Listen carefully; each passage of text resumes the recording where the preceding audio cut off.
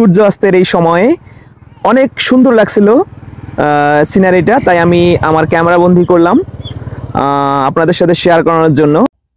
আসসালামু আলাইকুম, আশা করি সবাই ভালো আছেন। প্রিয় ভিউয়ার্স, আপনারা আমাকে অনেক ভালোবাসা দিচ্ছেন, আমার ভিডিওগুলো দেখতেছেন এবং আমার ভিডিওতে বিভিন্ন সুন্দর সুন্দর কমেন্ট করতেছেন। আপনাদের ভালো লাগাই আমারও ভালো লাগা, এবং আপনাদের এই সুন্দর কমেন্ট এবং আমাকে যে সাপোর্ট করেন, আমার ভিডিওগুলো দেখেন, এতে আমি অনেক অনুপ্রাণিত হই। এই যে আপনাদের সাথে কথা বলতে বলতেই সূর্য পুরোপুরি অস্তমিত হয়ে গেছে, ওই কিছু লাল আভা এখানে দেখা যাচ্ছে।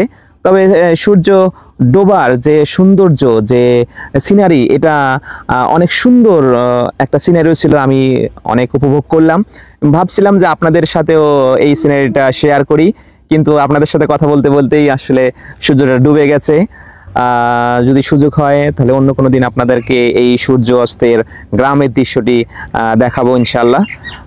এবং আপনারা আমার ভিডিওগুলো দেখেন, সুন্দর কমেন্ট করেন, আপনাদেরকে আবারও অসংখ্য ধন্যবাদ জানাই এবং দোয়া করবেন যেন আমি আমার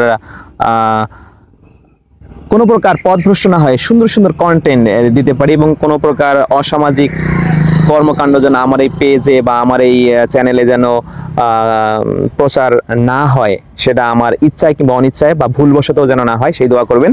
যে আমাদের এই গ্রামের ভিউটা আপনাদেরকে দেখানোর জন্য, যে বিকালবেলা আমাদের এই যে ধান ক্ষেত এবং এই সুজলা সফলা শস্য শ্যামলা সুন্দর বাংলাদেশের একটা সুন্দর প্রতিচ্ছবি, একটা সিনারিও দেখে অনেক ভালো লাগলো। ভাবছি যে আপনাদের সাথেও শেয়ার করি তাই। এবং গ্রাম আমি অনেক ভালোবাসি এবং সুযোগ পেলেই আমি গ্রামে থাকতে আসতে পছন্দ করি, কারণ গ্রামের মধ্যে আমার বেড়ে ওঠা, জন্ম, আমার শৈশব, কৈশোর, যৌবন সব গ্রামেই। লেখাপড়ার সুবাদে শহরে যাওয়া হয়, গ্রামে থাকতে আমি খুব বেশি স্বাচ্ছন্দ্য বোধ করি। ভাবছি যে আপনাদের এই সুন্দর সিনারিটা দেখাবো, তাই ভিডিওটা অন করলাম ক্যামেরা, যে শেয়ার করি। অনেক সুন্দর লাগতেছে। আপনারাও যদি গ্রামে যারা আছেন তারা তো এই দৃশ্য প্রতিদিনই দেখেন, কিন্তু যারা শহরে আছেন তারা এই দৃশ্য মিস করবেন আমি বিশ্বাস করি। এতক্ষণ থাকার জন্য ধন্যবাদ। ভালো থাকবেন। খোদা হাফেজ।